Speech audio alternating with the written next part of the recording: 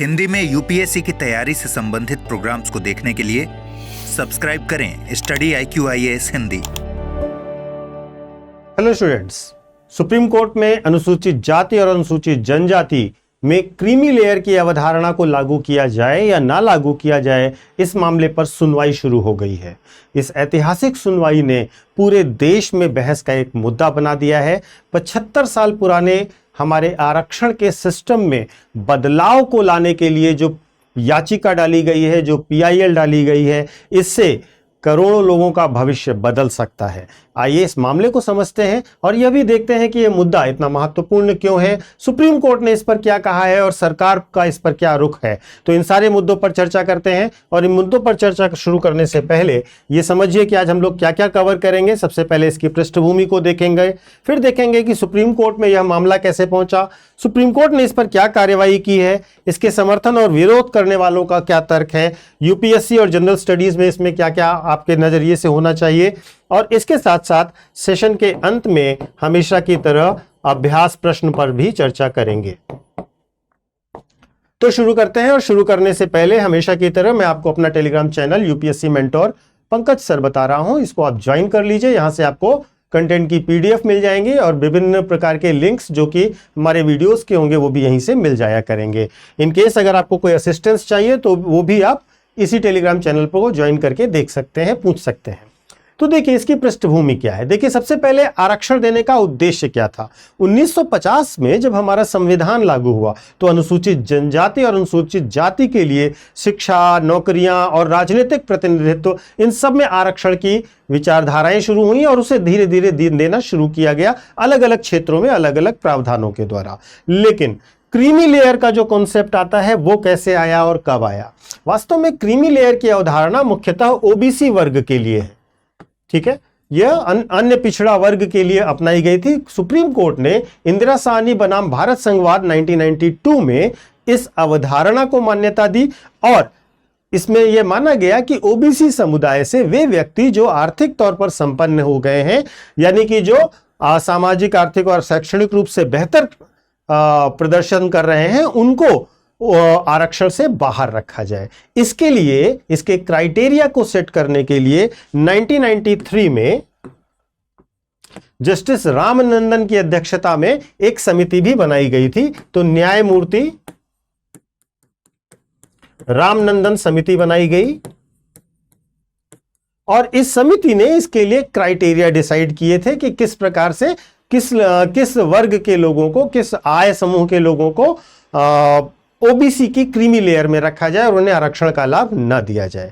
लेकिन अनुसूचित जाति और अनुसूचित जनजाति में अभी तक क्रीमी लेयर की अवधारणा को लागू नहीं किया गया।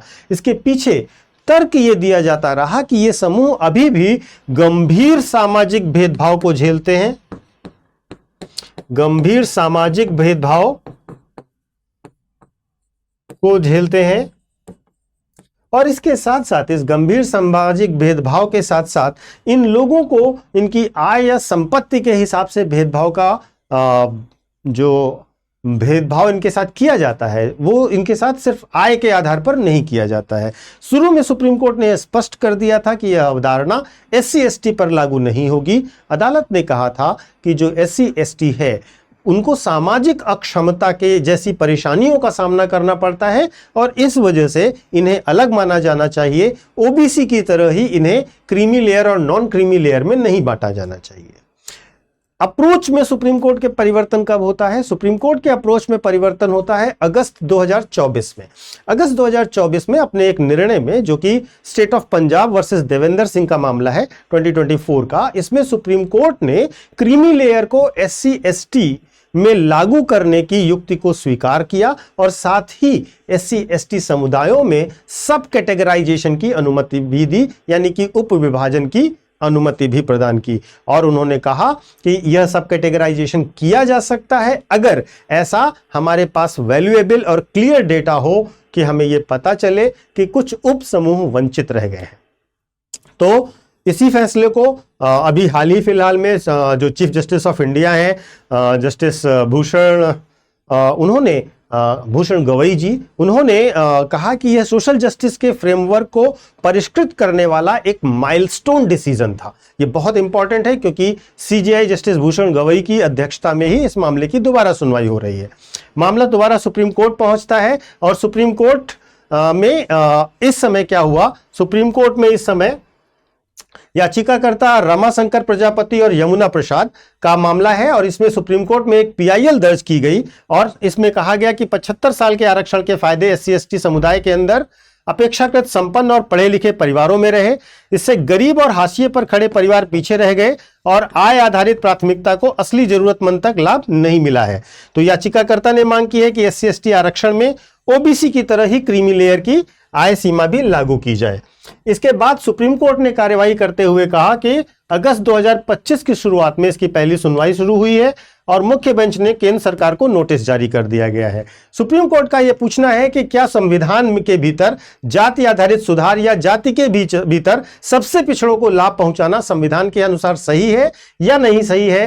केंद्र सरकार अभी तक इस मुद्दे को जटिल बताते हुए इस पर कोई भी पक्ष रखने से बच रही है और कहा है कि हम इस पर विस्तृत अवलोकन करेंगे। समर्थन करने वाले ये कहते हैं कि असली जरूरतमंद को लाभ मिलेगा, जाति के भीषण असमानता कम होगी और आरक्षण का उद्देश्य अंतिम पायदान तक पहुंचना है जो कि पूरा हो जाएगा। इसी प्रकार विरोध करने वाले कह रहे हैं कि सामाजिक भेदभाव अभी भी मौजूद है, आय आधारित कट ऑफ इसे नजरअंदाज करेगा। SC/ST के लिए संविधान में विशेष सुरक्षा है जिसे कमजोर नहीं किया जाना चाहिए। क्रीमी लेयर लागू करने से आरक्षण को असली मकसद जो है वह कमजोर पड़ सकता है। तो ये इसका समर्थन और विरोध है। अगर आप यूपीएससी के नजरिए से देखें तो आर्टिकल 15-16 इसको आपको ध्यान से देखना है। इंदिरा साहनी बनाम भारत संघवाद को भी एक नजरिए के साथ आपको इसके साथ इंक्लूड करना पड़ेगा। यूपीएससी के लिए आपके पास बेहतर अनाउंसमेंट है जिसमें आपको प्रतिज्ञा बैच ज्वाइन करने के लिए मौका मिल रहा है 47% डिस्काउंट के साथ। आप अगर 15 अगस्त तक हमारा कोई भी बैच ज्वाइन करते हैं तो आपको 47% डिस्काउंट मिलेगा। आपको केवल PK लाइव कोड का इस्तेमाल करना है। और सेशन के एंड में आज का क्वेश्चन भारतीय संविधान और न्यायपालिका के संदर्भ में क्रीमी लेयर के बारे में निम्नलिखित कथनों पर विचार कीजिए। क्रीमी लेयर की अवधारणा सबसे पहले अनुसूचित जाति और अनुसूचित जनजाति के आरक्षण में लागू की गई थी। पॉइंट नंबर 2, क्रीमी लेयर सिद्धांत को सर्वोच्च न्यायालय ने इंदिरा साहनी बनाम भारत संघ मामले में प्रतिपादित किया। और पॉइंट नंबर 3, क्रीमी लेयर से आशय आर्थिक रूप से अपेक्षाकृत संपन्न व्यक्तियों को आरक्षण के लाभ से बाहर करना है। आपको बताना है कि निम्नलिखित में से कौन सा सही है, 1 या 2, 2 या 3, केवल 3, 1, 2 और 3। तो आप इस सब का उत्तर कमेंट करके दीजिएगा और साथ ही साथ इस संबंध में अपनी राय जरूर दीजिएगा कि क्या भारत में SC और ST समुदाय के लिए क्रीमी लेयर को लागू किया जाना चाहिए या नहीं। धन्यवाद। हिंदी में यूपीएससी की तैयारी से संबंधित प्रोग्राम्स को देखने के लिए सब्सक्राइब करें स्टडी IQ IAS हिंदी।